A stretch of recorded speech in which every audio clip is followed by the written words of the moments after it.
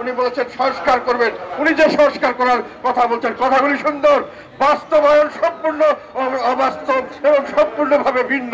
সেখানে দেশের মানুষকে বিভাজন করে এক পক্ষকে আর এক পক্ষের উপর লেলিয়ে দেওয়া হচ্ছে।